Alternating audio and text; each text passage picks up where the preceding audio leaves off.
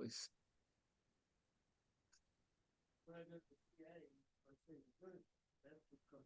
Okay. Is everybody seeing the slide? Yes. Okay. There.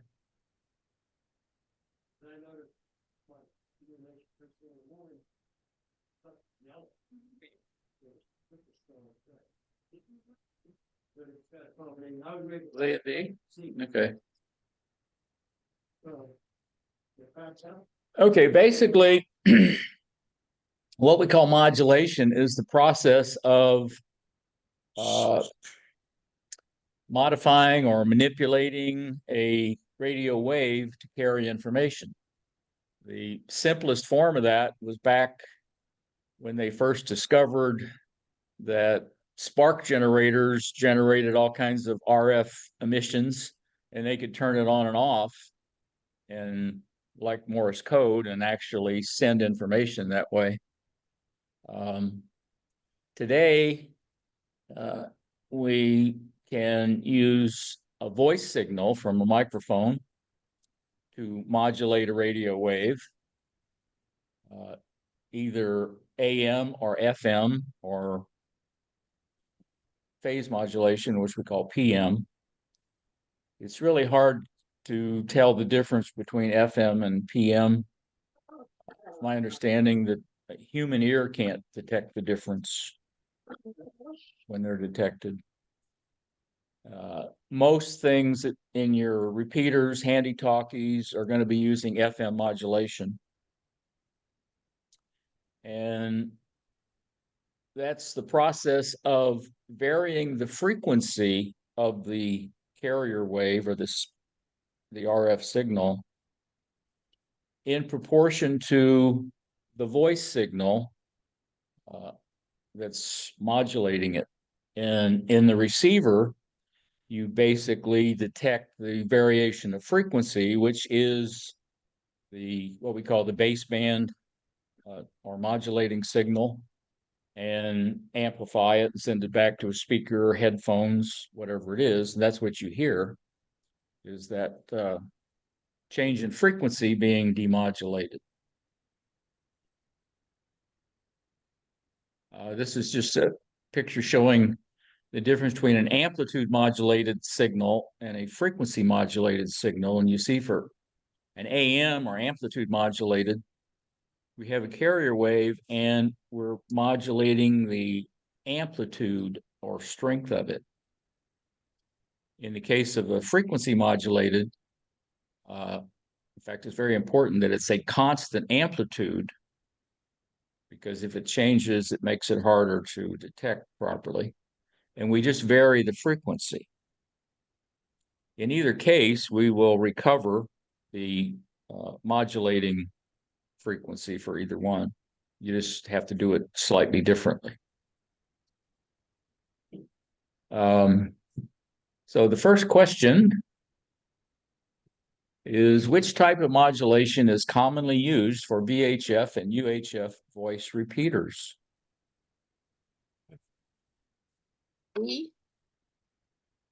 Delta. Frequency modulation or phase modulation? I actually am not aware, at least around here, of any FM repeaters that are using phase modulation, but I wouldn't know. I haven't seen any. I mean, I haven't looked specifically for that. Most of them around here, so. But they could be. So that's why they put I it. assume the radio is compatible. Yeah, I think the way you detect FM would still detect PM, because it is also a phase change when you do frequency, or it looks like it. We won't go into it, but it's two different animals technically. Okay, packet radio is another way that we send digital information over the air. And again, in the VHF, UHF range, this is usually done using FM or PM. but we're sending digital information, so we're modulating it with a digital source, usually binary. So you're sending ones and zeros. And we call those, in the case of packet, marks and spaces. I think a mark, it really doesn't matter, but I think a mark typically represents a 1 and a space represents a 0 of the binary signal. And we do it by using two different frequencies. We use 2200 hertz for a space and 1200 hertz for a mark. So you're just sending two tones for ones and zeros. So you are modulating the carrier, the frequency of it, but you're doing it in discrete steps, this one or this one. So what type of modulation is commonly used for VHF packet radio transmission? These are hard, aren't they? FM or PM? Hey, Give us the answer a second ago. Well, it helps to reinforce it. Okay, amplitude modulation, which referred to before, is where you vary the amplitude proportional to the voice or any other, because when we talk about Morse code and CW, that's really AM and you're turning it on and off. So you're really varying the amplitude, either 0 or 100%. Single sideband, which we talked about a little bit, is a form of amplitude modulation where it has a much narrower bandwidth, so you can get greater distances, you get more power in the emission. And I think the next chart or so shows what the difference is and how you do it. But essentially, when you're talking about doing long distance or weak signal type transmissions, which we call DX for distance, you either use single sideband or CW. CW has the narrowest bandwidth, well, except for some of the digital modes. So you can make contacts kind of around the world on very low power with CW. Takes a little more power to get there with single sideband for distance. So which of the following is a form of amplitude modulation? single sideband, C.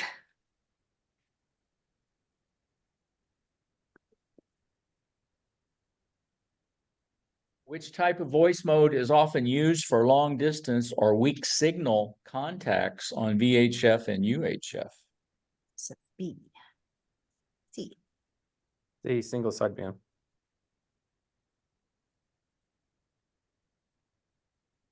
Okay, now when we talk single sideband, you can be sending upper sideband or lower sideband. Back when they first started doing this, and they were using a 9 megahertz intermediate frequency, it turned out it was easier to generate lower sideband signals below 9 megahertz and upper sideband above, so it kind of became a default, and we use the 10 megahertz reference today. So in most cases, if you're transmitting below 10 megahertz, you use lower sideband. And 10 megahertz is how many meters? Remember the formula, 300. 30, right? 30 meters. 30 years. Okay. I was gonna say 60, I don't know why. But there was something big. There is an exception to the rule, right? Well, a couple. Which one do you? Thinking of what is it, FT8's an exception. yeah, thinking about the band that's divided up into channels. Oh, that's 60. 60. Yeah. We don't talk about 60 here. It's a weird one. So above 10 megahertz or above 30 meters, which would be 20, 15, 12, 17, 10, all those six, we use upper sideband. We use lower sideband on the 40. I guess, well, I don't remember on 60 exactly, but I think you can, It's 60. I think it's lower. No, it's all upper sideband, but the chart, the chart that you offered everybody last week, that's all the guesswork out of it. Because above the chart is, I can't remember, it got single sideband and CW. And one is just above the line and one is just below it. And it tells you what you have to tune your carrier to in Yeah. order to meet. Because you got to be in the center of that little narrow band. Yeah. Okay, so we normally use USB on the 20 and up and LSB 40 and below.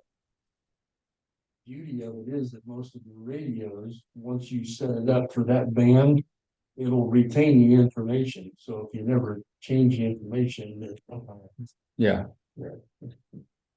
Yeah. Well, the easier thing is to get your extra and you can do kind of whatever you want. that works too.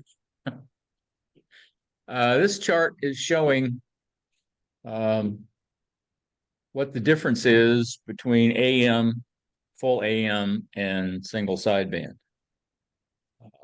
And we have what we call the baseband signal or the modulating signal. So you have this essentially audio frequency signal, which is your voice. Now, this one kind of represents a male voice because you see most of the energy is down here on the low frequencies. So women have it skewed more towards the high end. They actually get more power in modulation. That's one of the things that signal compressors do is move some of that energy up towards the higher frequency of it. So you have more modulation. So when we modulate an AM signal, we get the carrier signal and we get two sidebands. We get the baseband signal, which is shifted up on the high side of the carrier and the low side. So you get the carrier plus and minus the baseband.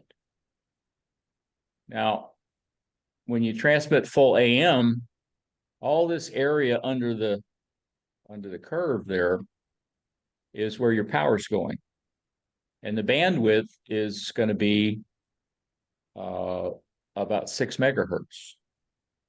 So each of these is around 3 megahertz. In order to get more, I guess, energy density, we get rid of the carrier and one of the sidebands.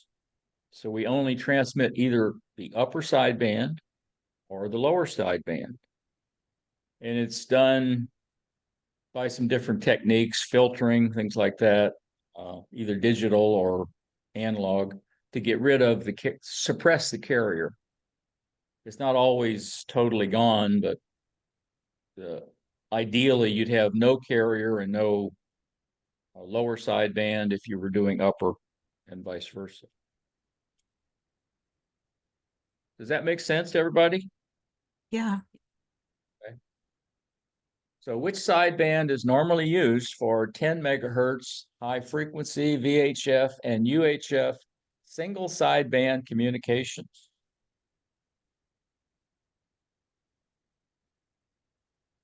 It's a tricky question. Read it.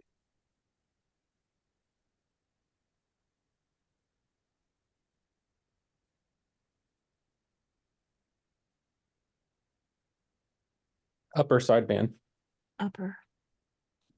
Yeah. Because it's 20. Lower would be below 10, 9.999. It's, Uh-uh.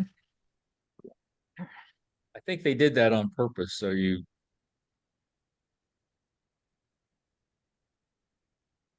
But the key there is VHF and UHF would have to be upper sideband. Okay, if you've compared, hey, morning, Jack.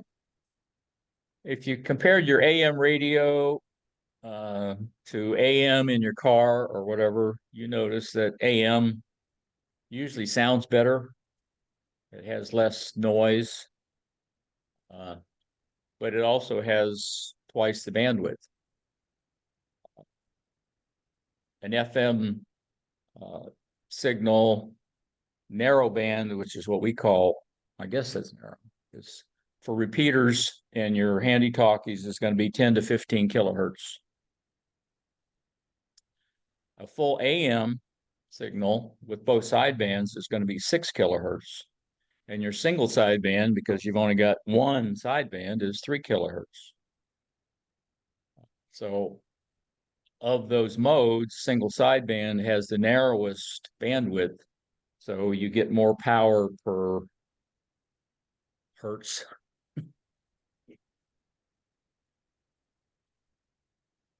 What is the characteristic of single sideband compared to FM?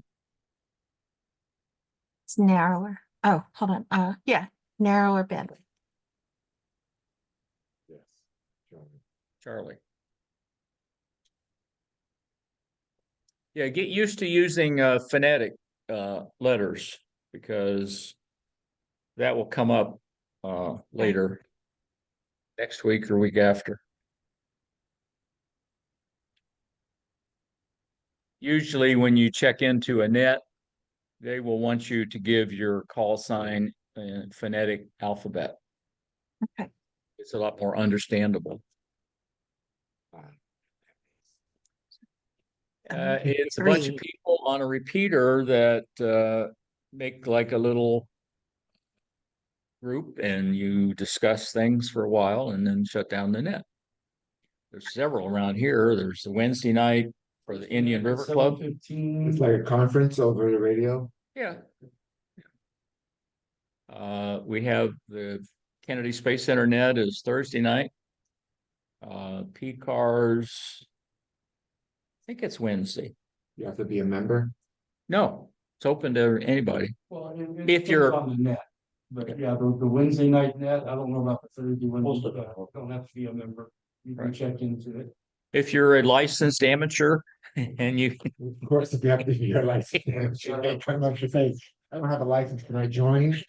well, then the FCC comes to see. Welcome. Too much. Well, you wouldn't know, except Well, they'd give a phony call sign. Yeah. Okay. What is the approximate bandwidth of a typical single sideband voice signal? Bravo. 3 kilohertz.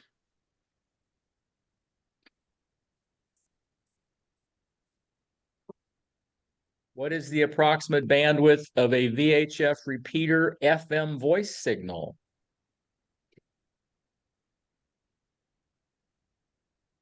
Get any more votes? I'm out. Well, you should know. Yes, I should. Oh, duh. 10 to 15 for FM.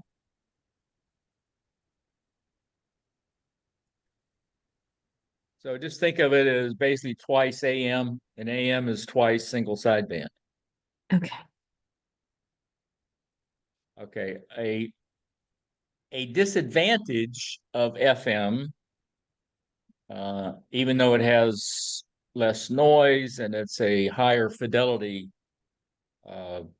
signal, one of the disadvantages compared to single sideband or AM is because the way FM works, you can only hear one signal.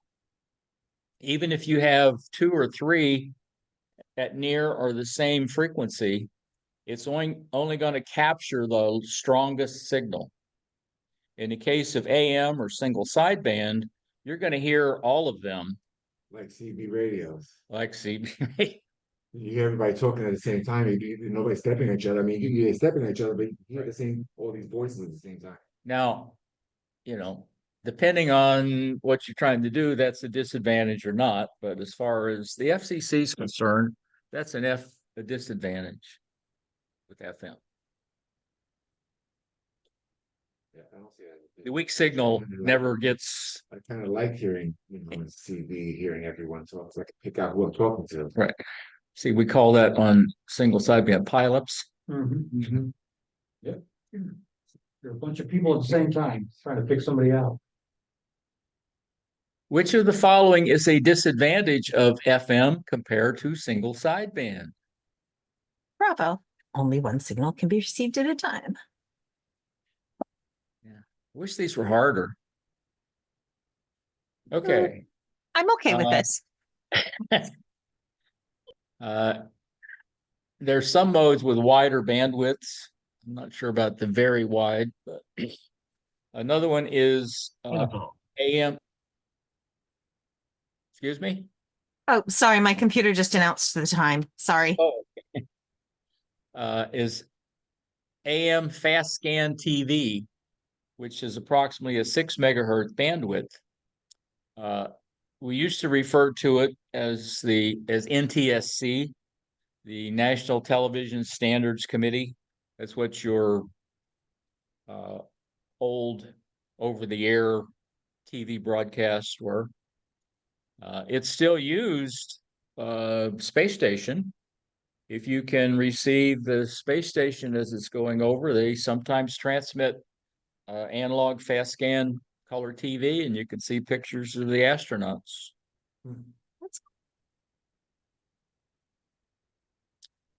And amateurs, a lot of amateurs use it just because you can. What's the approximate bandwidth of AM fast scan TV transmissions? 6 megahertz.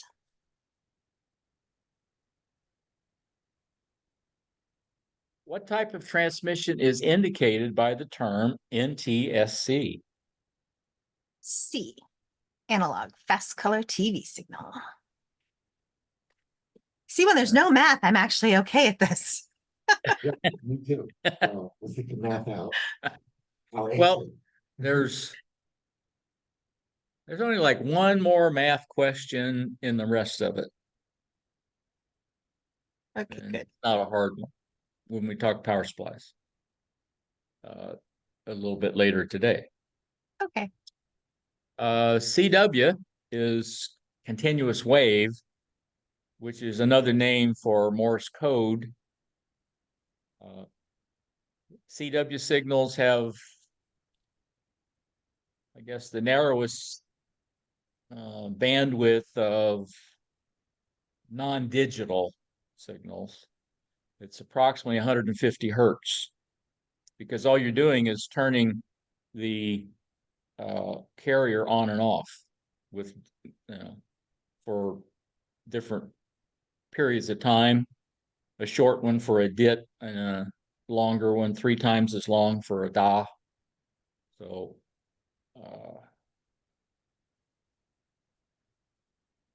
Whereas in AM single sideband and FM, the carrier is always present. You're just changing how you modulate that carrier. no, not in single sideband. The carrier's not there. You're right. Right. It's suppressed. You're right. You have to try, the receiver has to sort of reinstate the carrier in order to do it. This one, like you said, there's no modulation scheme really. It's just that you're turning the carrier on and off. Turning the transmitter on and off, kind of. And like in the movies, when somebody's trapped, then they would do in Morse code by doing the tapping or what, you're modulating sound. Okay, as a technician, you have CW. Go ahead. Sorry, quick question.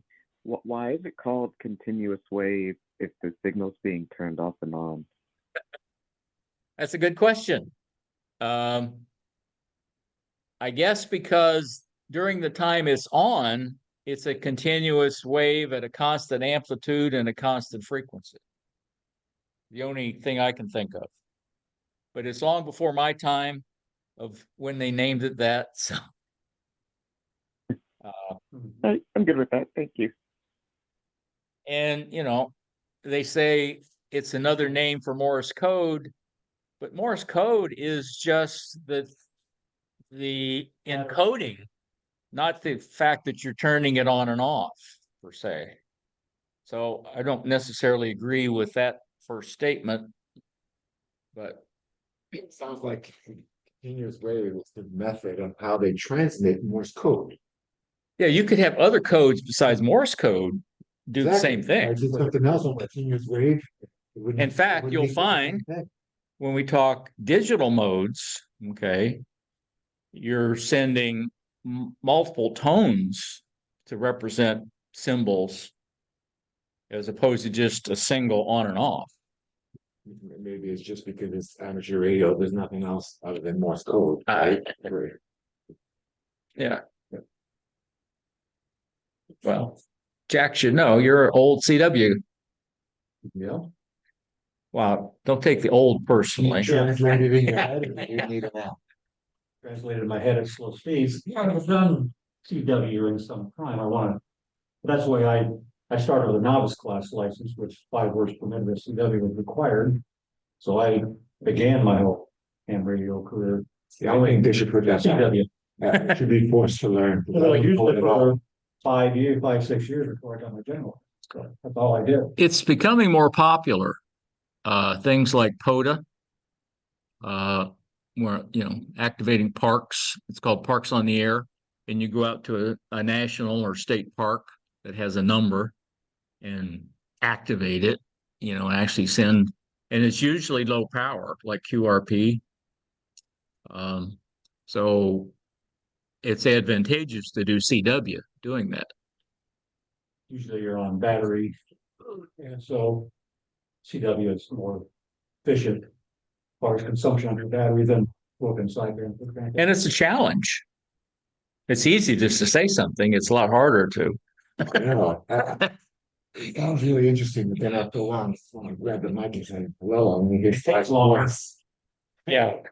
But It's- there's it's- all kinds of abbreviated words. Yeah. For those that, I'm working enough, you don't have to send every letter of every word, so, I mean, most of you do, but there's a lot of, abbreviate words, but about is ADT instead of ABOUT, save yourself. And then you can cheat. A lot of radios have memory.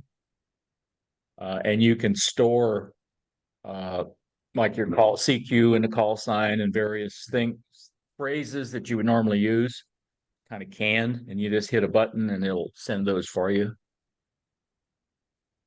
That's the speed you have selected.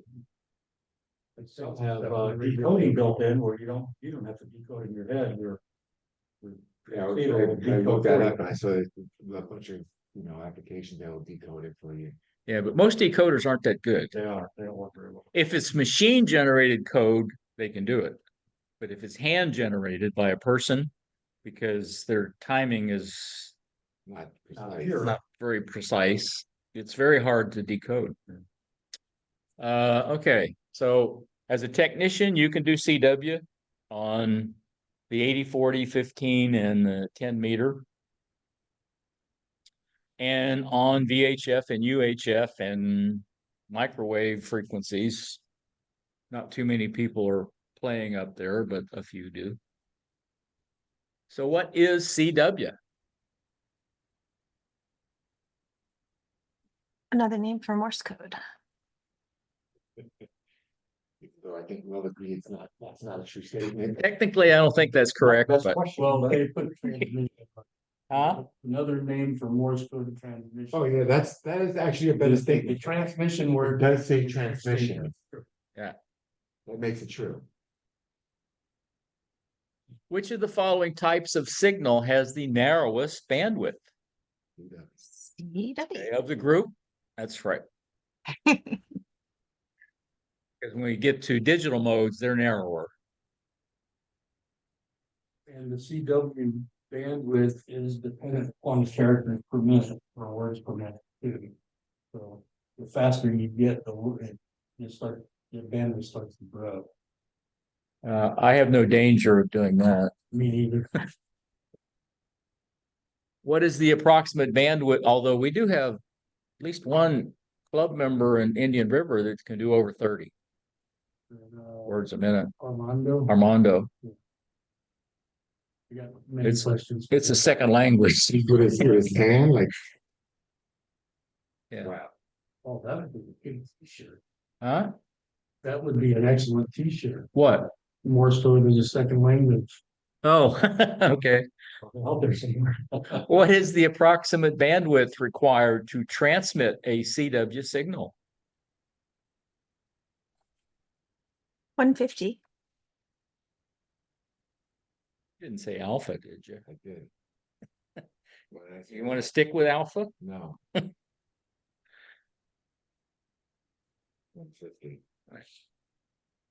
2.4 is kind of nothing. A lot of times I'll talk about single sideband as 2.8 or That's approximately probably 3. Got it, because I thought it was closest to 3. I don't know why you have to have that. Okay, so when you send Morse code by hand, okay, there's basically two ways. What we call a straight key, which if you in the movies, the old telegraph operators out west or on the ship, with their little thing up and down vertically, they call that a straight key. There's also a paddle, which is either a single little paddle sticking out that you move horizontally, or a pair of them. There's different implementations, but if you move it in one direction, it generates a dit. You do it in the opposite direction, it generates a da. So you just use your thumb and your first finger for most people, back and forth, and you can do it much faster than you can with a straight key, or so they tell me. True. But you either have to have a radio, which has a built-in keyer function to generate the dits and das, because all you're doing is sending at 2 signals, or a manual or separate box that we call electronic keyer that does that. Whereas the straight key is just a single contact and a single signal you're sending to the radio. The weight of the CW world is on your shoulders. The straight key. But it's fun. I've seen the one that goes sideways on videos there. I've seen both, and they just move it back. Right. And I don't know what any of that means, but they apparently do. So the whole thing is the electronic keyer helps you manually send. It's kind of a hybrid because all you're saying is send a dit, send a da, and it does it for you at the right time. Okay. And that's the whole thing in it, is the length and the spacing. It's supposed to be 1 unit at a time for a dit, 1 unit at a time between dits and das, 3 units of time for a da, and then what, 5 between words, or 3? Remember exactly? 3 or 5 between words. How many? 7. Oh, 7. Okay. Oh, yeah. Characters is, Between characters is 3. Between elements of a character is 1. and it's hard to do What is that that? manually. Thinking all that. I was just thinking, where am I sitting at company? It's a field. Yeah. What I've begun doing is I listen to the character and then try to recreate it. So The keyer gives you the right length of the dit and the length of the dial. Not the spacing. You still gotta control the spacing. Whereas on the straight key, you're controlling the length of the dit, the length of the die, and the spacing. So the keyer does make it a little bit easier. And that's why it's hard to decode manually sent code, because not everybody is really good with the timing. So what is an electronic keyer? Charlie, device that assists in manual sending Morse code.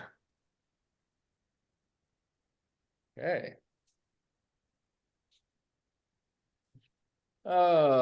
Okay.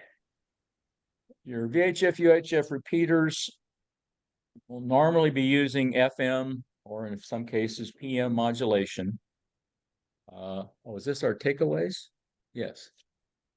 Okay. So one of the disadvantages they claim of FM is that you can only receive one signal at a time because of the capture effect. Whereas in AM or single sideband, you hear everything. And that may or may not be good. We use upper sideband when we're transmitting above 10 megahertz and above. And that was the key to that other question. Because you use lower sideband below 10 megahertz.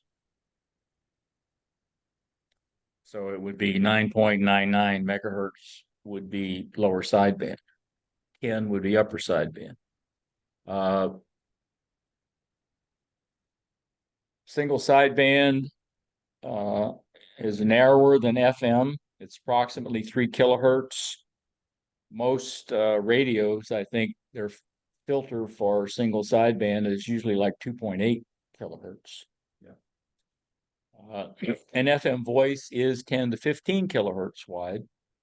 Fast scan color TV, also AM, sometimes called NTSC, has a 6 megahertz bandwidth. CW is a form of AM. We tend to call it Morse code. It has 150 kilohertz bandwidth, and we use electronic keyers to help us send code. CW should be 150 hertz. Yeah, I was gonna say, is that Hertz? 'Cause Oh. It hurts. Oh, good. is Need to there fix that. throwing me off. Yeah, I didn't catch that one.